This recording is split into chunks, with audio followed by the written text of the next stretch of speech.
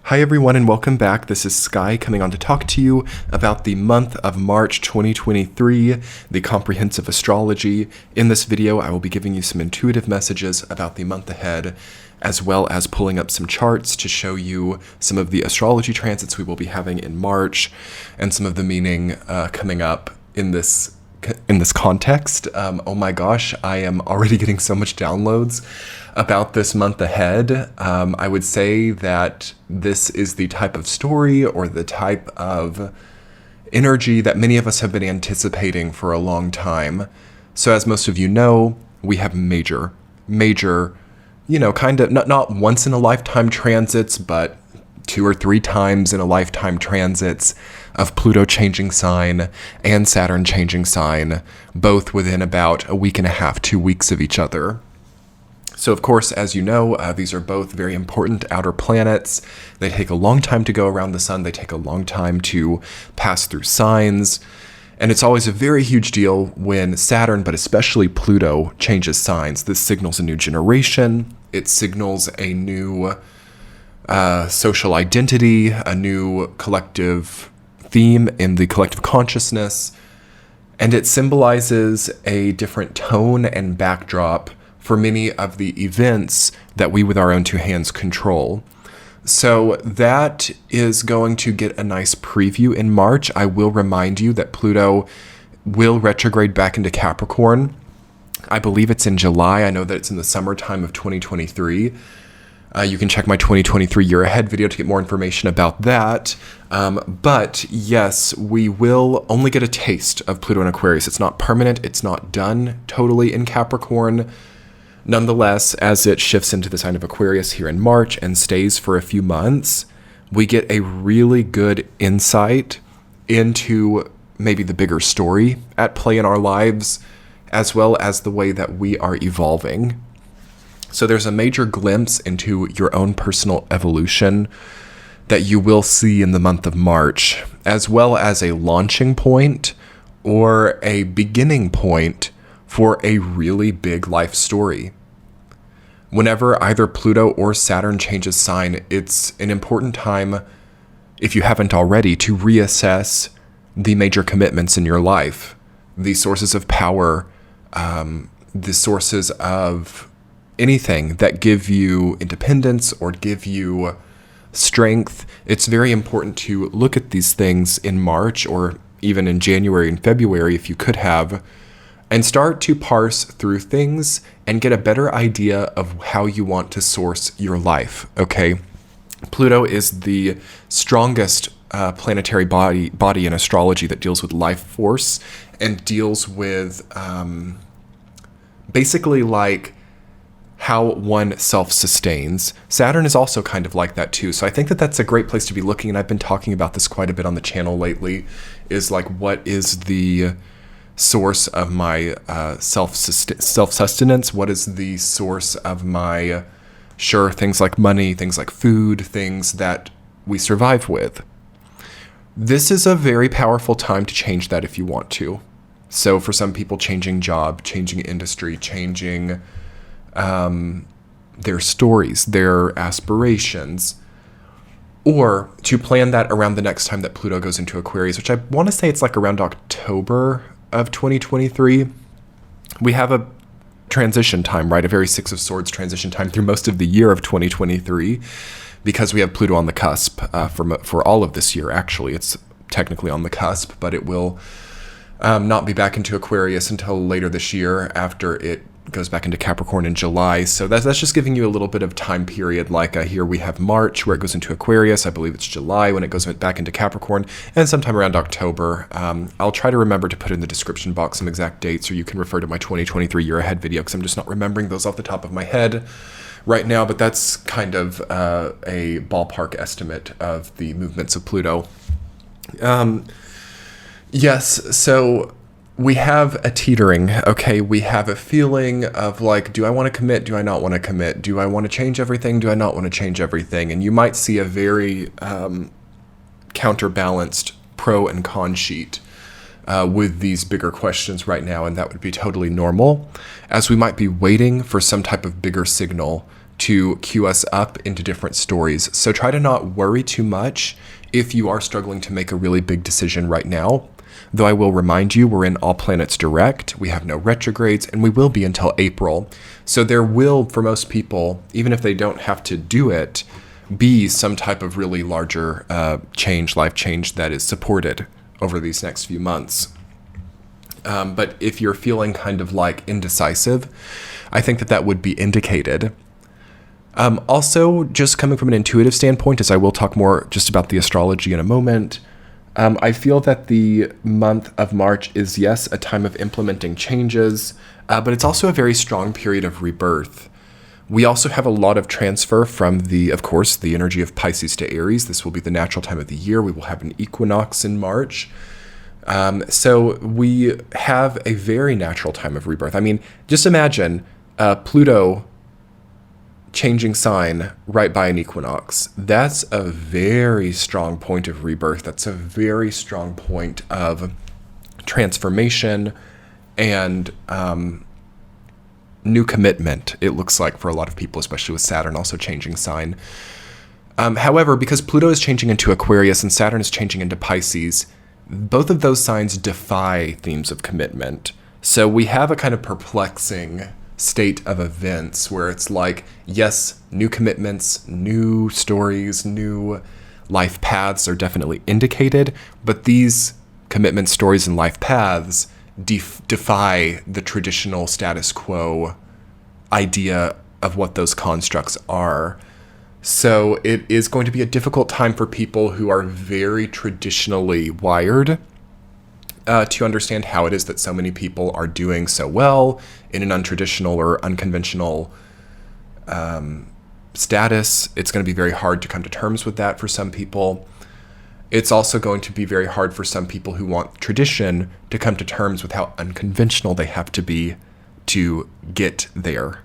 Okay, so there's something like that. That's an interesting dialogue about the interplay of the unconventional and the traditional in this time. And I feel it's a long-term thing. I've been talking about this since like 2020, and it's still absolutely as strong now as it was then, if not even stronger. And we have this kind of like tug of war, right, between old world, new world stuff, and that's not going to end right now.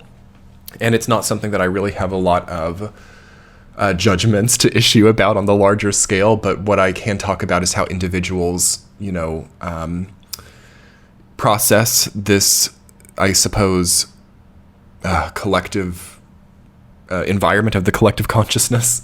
And for me, it is kind of like, I suppose, creating options or creating a diverse field or diverse array of possibilities. I think it's great to have a lot of possibilities. I think that it's very difficult to really be chained into one thing, to have everything relying on this one strategy or this one group of people or this one location.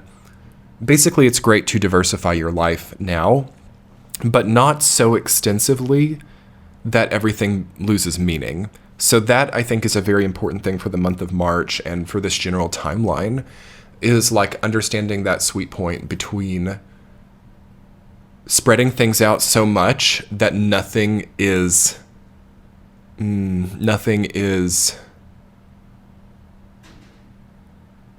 bestowed with enough gravitation to have any sense of personal power, and then also concentrating or focusing things so much in one point to where any disruption of that point by yourself or other people leads to a complete catastrophic fall. We have to find sweet points between these two extremes to really thrive moving through March. Also, I would definitely check in and ask yourself, am I preventing news stories from happening? There's going to be some degree of like news stories and new things coming into your life naturally here. And you want to be very careful about holding that up, especially if you're a super Capricorn, super Scorpio even, super Cancer, super Taurus person who might kind of like a lot of stability and a lot of predictability. There's going to be an extent to which that is not the case. And I think that that's really great because here we actually see that we can allow the universe to give instead of forcing ourselves to like procure or forcing ourselves to create something that's totally givable and easily received from nothing. That's an important thing right now too, basically reinventing the wheel, okay? When the wheel is available to you, right, in an easy way. So we can save ourselves a lot of time over the next few years by understanding what is a waste of our time now. So definitely reassess your time appropriation, what you're appropriating your time to, what you're doing efficiently or inefficiently in your life. Very good to have already taken stock of this by this month, but if you are still needing to finish up there, by all means, usher in some nice understanding about the efficiency of your time management. As we, of course, have all planets direct again, and Saturn moving into Pisces from Aquarius can be problematic with time management. Saturn in Aquarius is a lot better for time management than Saturn in Pisces is. So it's nice to take that last bit in the beginning of March at the 29th degree to really, I suppose, hammer home a new time management regime, perhaps, while we have that really elderly, wonderful Saturn in Aquarius energy. Again, Saturn was the natural ruler of Aquarius before Uranus was discovered, so it's actually a very powerful point in Saturn's transit. And not that Saturn in Pisces is bad, it's not technically debilitated, but things get a lot deeper, okay? Things get a lot more spiritual. Things get a lot more etheric. Is that a word? Ethereal? Of the ether, okay, with Saturn in Pisces. And it's going to be much more difficult to have like very logical things make sense, or to get like things really blueprinted and gridded in the powerful way that Aquarius can. And we need to be having more of a spiritual progression with Saturn in Pisces, and more of a progression of faith than we do a progression of logic or a progression of solutions with Saturn in Pisces. So Saturn in Aquarius has been all about logic and solutions, and all about solving puzzles. And Saturn in Pisces is kind of about solving puzzles too, but it's much more at a spiritual level. Whereas for Saturn in Aquarius, it's much more at a kind of like material and logic level. So different parts of the brain, I suppose. Different parts of the spiritual body, for sure. And this change that we have of Saturn in Aquarius to Pisces is going to give those of you who have a spiritual inclination a lot. It's going to finish out a lot of old spiritual turmoil for you, and you're going to be able to move on from a lot of that. And you're going to maybe be able to also really consolidate your own spiritual journey, or have a lot more connection to it, a lot more material connection perhaps to your spiritual journey. So yes, I will make devoted videos though to Saturn in Pisces and Pluto in Aquarius both, so I won't go too much off on a tangent on them here, just mainly as they relate to the month of March in this video. So for March, right when Saturn hits Pisces, that could kind of be like very powerful, or very also like a sudden stop for some people, or a sudden evolution as well, that has you out of an old context and perhaps devotable to a new spiritual journey, or devotable, able to devote yourself to a much larger, even spiritual grandeur. So interesting energy coming in there. Also, just intuitively, before we get into these charts a little bit more, let's see. Okay, so I was talking a second ago about rebirth, and in order to have rebirth, yes, there has to be endings, and there has to be that death energy, right? So continue looking at what you don't need anymore in your life. Are there things that you're upkeeping or managing or maintaining that are taking too much and not like having a life of their own? So really look at vampirism, really look at parasitic energy. I'm going to talk a little bit about that in the charts as well, because I've got that written down. But pay close attention to what's taking more than it gives back, and where the unequal exchanges are, and try to make a more fair system for yourself. Because it's also with Saturn in Pisces and Pluto into Aquarius, that's kind of like for some people who are struggling more, like feeling really drained, feeling really blood-sucked, like someone who can never say no, someone who can never like reduce things in their lives. One of the most important things of 2023 is reduction. And is not just reduction, okay? It's not just scrapping things. It's not just getting rid of things, but it's actually more spiritual than that. And anything that in the material plane that leaves you or that you conclude with is a minor kind of manifestation of it. What it really deals with, okay, so try to get into a deeper place with this. This is actually, I love simplicity, but this is not just as simple as like cutting your budget or getting certain people out of your lives. This is deeper in the body than that. And this has more to do with why certain bonds are created in the first place and why certain impulses that lead us to sort of become maybe infested with energy vampires, what impulse we have to bond with those things in the first place needs attention here. And in order to facilitate that, more meditation, sure, parasite detox, all of that kind of thing, more time to yourself, more also realization of your blessings and less desperation. Okay, desperation is the main thing that calls in a parasitic or vampiric energy. Desperation is a good word for it, but there's another word that I'm struggling to articulate. It's like not just impulsiveness, not just desperation, but a feeling that you're on such a bad momentum or you're in such a negative chain of events that the next link on the chain will be so negative that you should just like do everything now. And there's like no inhibition or there's no greater deliberative process about the cause and effect of what we involve ourselves in. That's something with Pluto and Saturn getting so advanced in the zodiac that there's no patience for. I feel the universe is very harsh right now for people who don't have an idea of cause and effect, and for people who have a very myopic or short-term desperation about them. Like there's been protection, and there still will be for some people, especially the younger that people are, because there's also a difference in like knowing this is the case and not knowing that this is the case and how that affects people sometimes. Most people know this though, whether or not they can very consciously admit it. Most people understand when they cross a certain line with their own, I suppose, spiritual ethics or spiritual moral compass. That is going to really start coming through right now too with Saturn in Pisces. Moral authority, okay? Spiritual ethics, legalities of your religion, legalities also of your ancestral grid. We'll talk more about that in that specific video, but think about it in March.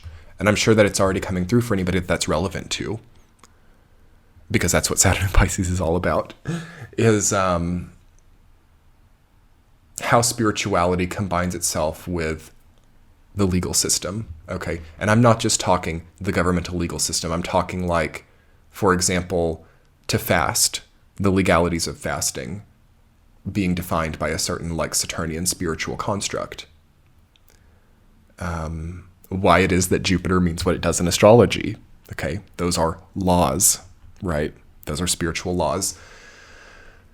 Whether or not they have an enforcement behind them or not is another question, but we're looking at why things are believed to be, and we're looking at collective consciousness and thought, and that's getting quite deep, and more about that later in those videos, but just food for thought if you're also thinking about your own ethics, your own spiritual guidelines, because we will suddenly get a strong injection of, I suppose, psychic energy relating to those kinds of things. Also, if you're very different from like your ancestry, or if your belief system is very different, or if there's even like a polar opposite kind of belief system, maybe to what your ancestors practiced, as I feel that to be very potent right now, and something that much of the collective is going through with Pluto and Aquarius, is like embracing different belief systems in the ancestry, and then perhaps also not like wanting it, or not maybe being willing to continue it forever. So it's kind of like dabbling, or it's like getting a certain knowledge about many different practices. And that's not just like spiritual, but anything that can feel spiritual, or which can be everything, right? Again, we're getting into this very Piscean dialogue about where do you draw the line at what isn't spiritual. Anything can be, certainly. But anyway, what I'm trying to come to here is it's good to start inviting these dialogues and to start getting our own deeper impressions through meditation and through the logic coming from Saturn and Aquarius as well, to form or to begin to form greater conclusions about, I suppose, our spiritual ethics or our spiritual journey in general, which could last this entire duration of Saturn in Pisces. But it's going to already come in very strongly in this month of March because it is Pisces season, right? And Saturn is changing during Pisces, and Pluto is going to change very soon after as well. So yeah, stuff is going to get real. But let me go ahead and pull these charts up for you all. And you can see for yourself what we've got. On the left, we have the first of the month. And then on the right, we have the 31st of the month. So I'm just finding that myself. Okay. So I'm just going to go through a little bit of everything. So we're starting the month. Again, that Mercury-Saturn conjunction in Aquarius is powerful. Okay. Very, very good for logical solutions. Please, please, please find solutions to the frustrating stuff that you feel like you just haven't been able to figure out. Please just give it to yourself. Please, we're all begging you. I'm kidding. But I've had this in my own experience too, where it's like, especially as, someone who works in a newer industry like YouTube, sometimes I get very confused with how it works and stuff. And there's, so it's a great time for maybe a new course, or it's a great time for learning about what you're a part of, and also anything in your life, okay, that you're confused about can be solved in the beginning of March 2023. Okay, very strong, very nice. Again, like I said, that 29th degree of Aquarius is so brilliant. It's so logically savvy. It's like a mastermind. It's like a genius. 29 degrees Aquarius. Then you put Mercury and Saturn there, both direct, with not really any harsh angles at all. That's a great time for finally figuring something out in a logical way. This is not emotional. This is not even really very spiritual, though I suppose the outcome of it could be spiritual. But it's seriously like math formulas. It's like contracts. It's like black and white stuff. It's stuff written down. It's I's dotted, T's crossed type of stuff that you can totally figure out in the beginning of March. That's lovely. Great influence. Wonderful collective influence there. Then we have this ongoing Pisces triple conjunction of the Sun, minor asteroid of Nessus, and Neptune.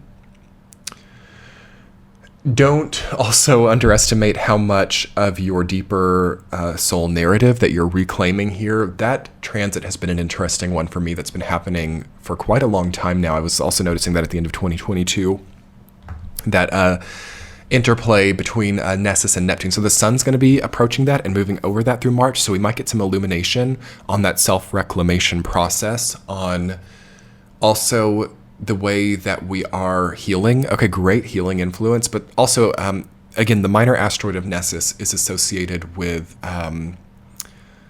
in a darker sense, with like the archetype of revenge. But it's not just revenge, and it can be in a negative sense like revenge, but it's also like equalization and sacred equalization. So karma, right? Or for every action, there's an equal and opposite reaction. So I would definitely expect that there's some kind of like reaction happening, especially when the Sun goes over it. That'll probably be around like March 6th, March 7th. Great self-reclamation process, great time to, in a positive way that is not damaging to anybody else, okay, to kind of avenge yourself or do something that you've needed to do for a long time. So continuing on your soul momentum, not getting detracted or distracted, there we go, by things that don't matter. Okay, that's a big thing about this time. And the last few years has been like, just like kind of like progressing on your soul path without needing to like be angry at other people, without needing to like wonder why other people have had it good or bad. And again, the negative side is thinking too much about other people. Like, why doesn't that person have what they deserve? Why doesn't that person...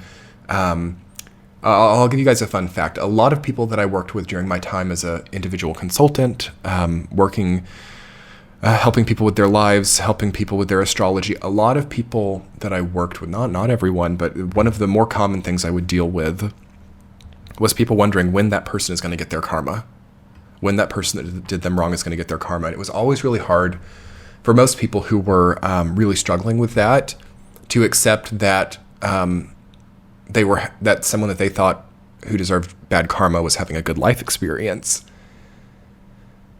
And oftentimes I would have to explain to them that sometimes things are given temporarily, and then also sometimes we can't like maybe make a flat judgment, like, okay, that person has what I think is a good experience, therefore it can't be a bad karma. Like, you have to be very careful about projecting your idea of good and bad onto other people's experiences. And what my point with this is here is like people get really caught up in like, is somebody getting justice? Is somebody getting what's fair or what they deserve? I think there's going to be something of that in March, and probably for like, this has been since like, it's been a long time that Nessus has been in Pisces, but I think that a lot of people have been really obsessed with stuff like that. Is that person getting what they deserve? Am I getting what I deserve? Is there like a fairness and justice? And this is not like legal justice. This is like spiritual justice, okay, in Pisces. So try to not make judgments, okay? Try to not like, because things are deeper than the surface level perception, and it's better to like withdraw those needs or withdraw those like anger points, and instead transfer or transmute that energy into a greater progression for yourself, okay? Because that's a great way to basically lose a lot of your energy and get drained, is to be concerned about what another person deserves, right? There's a very blurry line between that and a God complex. So anyway, God complexes, yeah, with that stellium and all this other stuff happening, very prevalent and very short-lived. Okay, the Aries triple conjunction of Venus, Jupiter, and Chiron. We have the exact Venus-Jupiter conjunction. That's beautiful. Let's talk about some positive stuff, you all. Let's change the tone of this straight into some positive, healing, beautiful stuff. Progress with your body. Progress in dating if you're single. We love a Venus-Jupiter conjunction, especially in a fire sign. It's a wonderful time to reinvent your appearance. It's a wonderful time to have good luck. It's a wonderful time to enjoy the fruits of your labor. And it's a wonderful, beautiful, deeper than this experience because Chiron is right there. So yeah, some people get all that money or get all of that beautiful food or get that beautiful house or all that whatever great thing they love, and they realize, gosh, I was a lot more motivated when I didn't have any of this stuff. Or there's like some kind of deep irony to what we received during this time. It's like, wow, now I have this and I don't have to strive anymore. Oh my God, that's terrifying. Now I realize that I had a complete like trauma point around like striving, and without striving, like my body thinks it can't be healthy. And I've like completely like wrapped my entire like livelihood around this like construct of striving for something, and now I don't have to strive. So what does that mean for me? There's a lot of like deeper things like that. And also people who've like maybe saved all their lives to like buy that one thing, and they buy it and they're like, oh my God, all that time just to have this. There's that kind of feeling, and that can get like shadowy really fast. I think that we are tested right now about like how much we can feel comfortable with whatever it is that we have. Whatever it is that we have. Definitely in all that's, all that glitters is not gold type of thing, but then also not being happy not to have it at the same time. So a bit of insatiability. But what I will say, all of that mixed together, the Aquarius, the Pisces, and the Aries stelliums, is indicating a very astute and powerful mind that needs to be doing the important things on its soul path, and is also up for some rewards at the same time if we're doing well. But it's not going to be like, okay, now I have all this stuff and now I don't do anything with myself anymore. Or now I just like am like retired. Or even if you are like retired, like there could be retirement for some people. If you are retired, congratulations, you get to like really do the important stuff now. Try to see it like that instead of like, okay, now I just don't do anything with myself anymore and I'm kind of like a fixture or inanimate in my experience. I think there's a lot of people who fear that. And that's actually one of the reasons, you all, dun, dun, dun. That's one of the reasons why some people never stop working. And that's one of the reasons also why the corporatism that's so like toxic and prevalent right now is as strong as it is, because people are scared not to work. People are scared of that idleness. People are scared of being quote unquote inanimate. So once you can lose that fear, you're going to transcend to some extent, the need to like work so much. Okay. And also you're more inanimate in a corporate job than you are outside of it. I'm just saying. Anyway, unless there are exceptions, of course, there are exceptions. But generally, like people who are like not working their job for the job, but are working their job for a paycheck, that's more of an inanimate place than being retired with like out anything to do. It's an important thing to draw. Unless you have purpose with your job and your corporate job is like something that you love. And of course, nothing ever is great all the time, but like something that you feel purpose with and something that is an important part of your soul grid. And it's not just about the money or it's not just about the construct. That's different. Just to give you guys some caveats. Okay. But still interesting food for thought. And then, yes, we're still starting the month with Mars in Gemini. It's neat time for it to move along. Okay, let's talk about the end of the month. By the end of the month, we have the Sun, Chiron, Jupiter, and Mercury all having moved to Aries. It's a lot of quick movement. Also, we have Uranus and Venus conjunct in Taurus, and Mars being in Cancer, Pluto being in Aquarius, and Saturn being in Pisces. So we have Mars, Saturn, and Pluto all changing sign in 1 month. Holy goodness. That is a different life. That is a different way of understanding the world that you're in. And it's also going to be very fast. That's very like barreling energy, like down the train tracks. Like, I don't know. Also, that I think that's going to be something that what I was just talking about being inanimate or feeling like a fixture or feeling like there's a stagnation, right? As there would be with Pluto on that cusp. How can you alleviate stagnation with that big Aries stellium coming on? For a lot of people, it's just about how they move the body. Maybe it's a new personal trainer. Maybe it's a new gym. Maybe it's a new travel adventure. Aries is the pioneer, right? It deals a lot with seeing new territory. So there should be something new, some type of new territory that we're seeing, some type of exploration. Also with Venus and Uranus and Taurus, exploration. I would definitely also predict that by the end of the month, certainly by the end of April, that there'll be some kind of crazy economic headline. Uranus conjunct Venus and Taurus, that's like an economic instability, volatility, which we already have, but it could like get to a new level. So I don't know, maybe inflation will kind of like do something weird, or there will be maybe less progress there than was anticipated, or this could just be something relating to supply lines or relating to food as well, right? And this is with the North Node in Taurus. This has been a big deal for like the last year and a half. But yeah, food source, food supply, as well as exercise and exploration, those are great things to get in order during March. Very happy that Mars is out of Gemini and into Cancer, although it is debilitated in Cancer. So yes, there's going to be a new level of emotional things that we need to solve in our lives as well by the end of March. And we have to also maybe think about our home or think about our feelings about our home and what we want in the long term there. And ultimately, March 2023, wow, what a changing month. Incredible, you all. It's kind of like humbling to be an astrologer right now, honestly, just because the way that things are changing right now is very vast. And I do think it's neat how things on Earth and things in our reality do move with a similarity to the planets, okay? It's interesting how there is a system, okay, and there is some sort of cohesion and some sort of correlation between events on the planet versus outside of the planet. I mean, there would be, wouldn't there? Anyway, everyone, if you enjoyed this content, hit that subscribe button below, thumbs up this video, and come check me out on Patreon. I have a lot of premium content over there. You can get bonus weekly forecasts, which go up every Saturday. They're only available over there, and I get a lot of nice comments about them, so I think that it's a great value. And comment and let me know what you thought of March and how you're working with this brand new energy. Have a beautiful month ahead. I'll talk to you soon. Bye.